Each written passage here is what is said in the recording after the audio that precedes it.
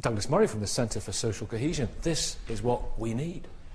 Well, it's good to be talking about immigration not just in terms of economics, which is what tends to happen. There's another thing, though, is that whatever Christina says about the impact of and the feelings of new immigrants, I have to say I tend to be slightly worried when I hear people like the judges talking about this, because I sense, I think a lot of other people do, that what we're talking about are the most reactionary views of all kinds of religions, the most reactionary opinions about the family, things actually that people in this country are generally quite tolerant about. Such as? Well, I mean, things like marriage, things like homosexuality, which, when a judge nods to the family values of, for instance, Islam in this country, he could do so, but he's also nodding to a very reactionary religion in relation to, say, homosexuality. Miriam, we'll bring you in here, I think is an appropriate point, a convert. When you hear that, what about the fears that many have about the backwards social attitudes of, for example, Islam, that people point to, the attitude to women, the attitude to gays, forced marriages, all those things that concern people?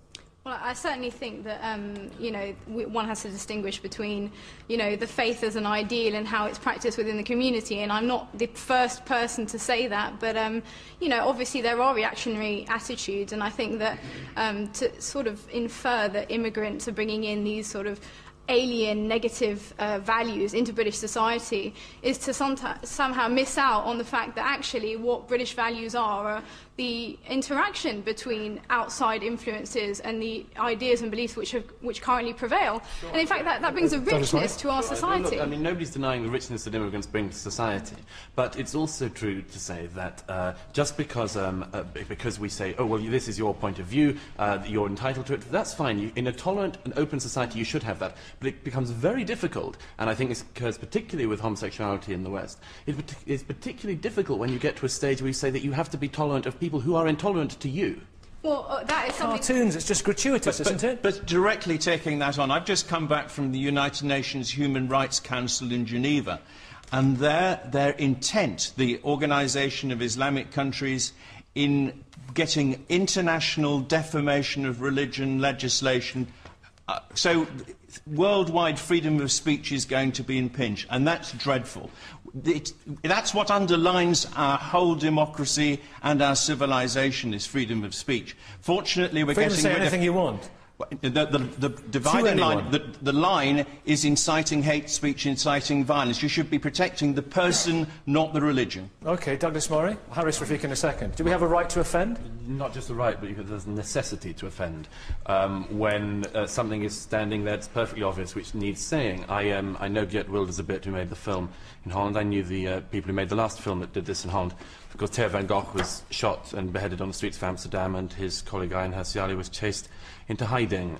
People are very aware of the danger of criticising Islam. They take the lesson from it, and a lot of people still fail, despite this, to realise the incredible irony at the root of all this, which is a group of people who say my religion is peaceful, or I'll kill you. Yeah, but never mind that. What about Jerry Springer, the opera? What about other examples? Well, but Jerry Springer, the opera, gets protests, as I gather happened the other week with Professor Dawkins. You get protests, but does anyone honestly think that they're likely to be killed for making a joke about Jesus Christ? No, of course not. There's The Life of Brian. There's countless films about it. Lots of people are equally offended by that, well, of course they're offended, and they have a right to be offended by it. But what happens when one religion manages to have a totalitarian hold over freedom of speech in it because people are genuinely concerned about criticising it? There is a problem, and that is an unequal situation. You say one religion will be absolutely allowed to be let free from all of these criticisms. If you have freedom of speech, people are allowed to criticise it, and so the people who need to hear that criticism hear it. And it's argued against, and it's defeated by words for Harris Rafiq. That's ridiculous. If you have somebody like Nick Griffin